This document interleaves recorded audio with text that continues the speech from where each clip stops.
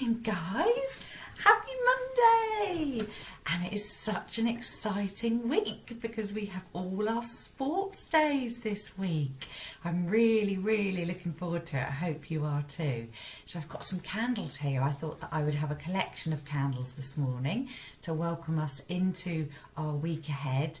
And I was kind of thinking of all of you and thinking that if I could, I'd have a candle for every one of you, which would be 218 children. Wow, 218 children in our family.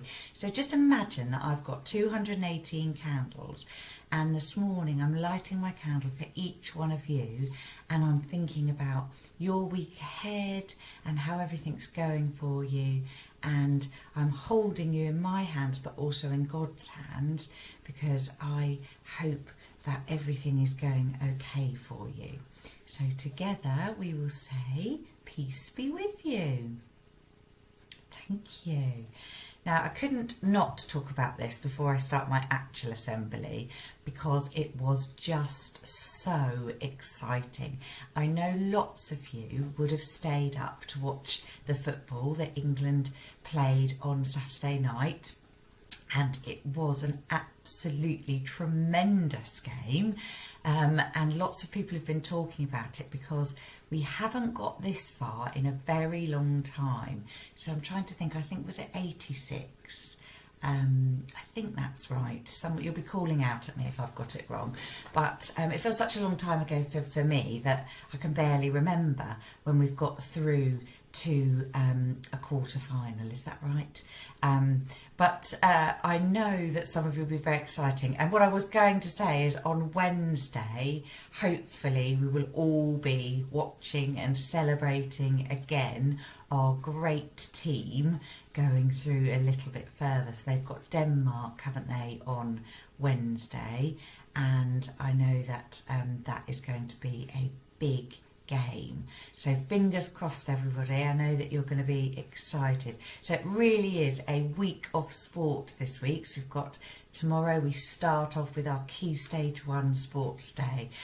Exciting times. And Mr. Yates is going to be working really hard. We've got to look after Mr. Yates this week because he's going to be making some fantastic films that are going to go down in history of our sports days. So really exciting.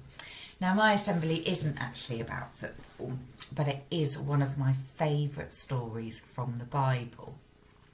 And obviously Christians believe that all the Bible stories are true. But even if that isn't your belief, the stories from the Bible have really good messages in them.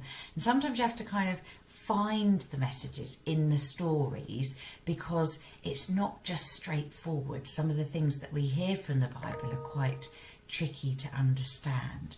So, put your hand up if you know the story of Noah. Okay, that's quite a few of you. Good. So I'm going to leave you with the story of Noah to watch. I was thinking there was lots of reasons that chose this story, partly because it keeps raining, and it was making me think of that, but also because I think hidden in this story are some of the messages of lots of things that have happened recently, and I really like the rainbow bit because you know I love rainbows. Oh, found my umbrella, by the way, so that was exciting. So I'm going to leave you with this story and then we'll have some thoughts about it together afterwards. Enjoy! Stories of the Bible. Noah and the Flood. This is Noah. Hey! Noah was a good man who tried to do the right thing. Yeah! But in the time when Noah lived, he was the only man on earth who was doing the right thing. All the other people on earth were doing evil things and hurting each other. This made God very sad. So God said that he was going to send a flood to the earth that would destroy every living thing on earth because he was sorry he ever made them. But God decided to save Noah and his family. God told Noah to build a boat and fill it with 2 of every kind of animal and bird. Colors, birds, moss, okay, all here. Noah did just that, and then Noah and his whole family boarded the boat and waited for the flood to come. The rain fell hard for 40 days and 40 nights. Whoa! Water covered the whole earth, and the boat floated safely on the surface. Water covered even the highest mountains on earth, but Noah and his family were saved.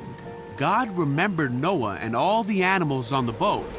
God sent a wind to blow across the earth, and the flood began to go away. After 5 months, the boat came to rest on a mountaintop. A few months later, the other mountains could be seen. 40 days later, Noah opened a window and released a raven. The bird flew back and forth until the flood had dried up. He also sent a dove out to see if it could find dry ground, but the dove couldn't find a place to land because there was still water on the ground. So the dove returned to the boat. Oh, hello again. After another 7 days, Noah sent the dove out again. This time, it came back with an olive leaf. Oh, bingo. So Noah knew that the floodwaters were almost gone. A week later, he sent the dove out again, and it didn't come back. So many months after the flood began, Noah opened the covering of the boat and saw that the ground was drying. He waited 2 more months, and at last, the earth was dry. Then God said to Noah, "Leave the boat, all of you. Release the animals so they can be fruitful and multiply throughout the earth." Okay. So Noah, his family, and all the animals finally left the boat. See ya. Noah built an altar to the Lord to make a sacrifice to God. God was pleased with Noah's offering and said to himself that he would never again destroy every living thing on earth. God blessed Noah and his sons and promised them that he would never send another flood. He gave them the rainbow in the sky as a sign of this promise to Noah, his family, and all of mankind.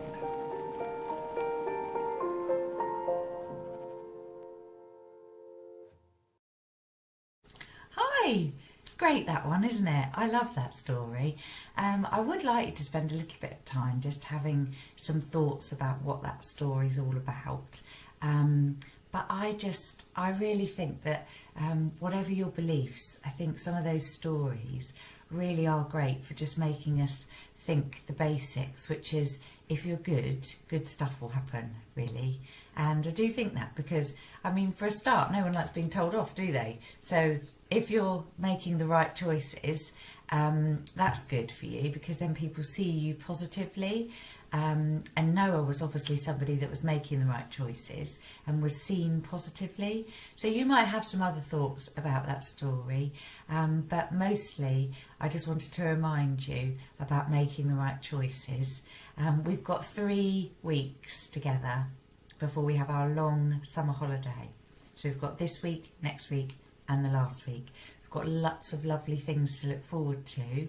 But we need to be looking after each other because this is the time of the year more than ever that people get a little bit tired and a little bit grumpy. And you might notice that at home and you might notice it at school.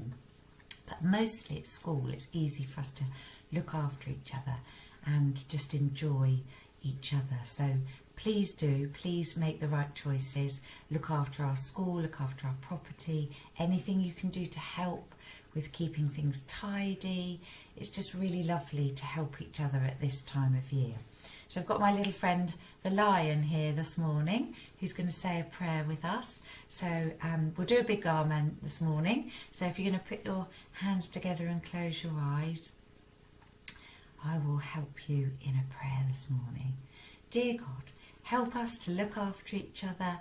Help us to make all the right choices for ourselves and for all those around us.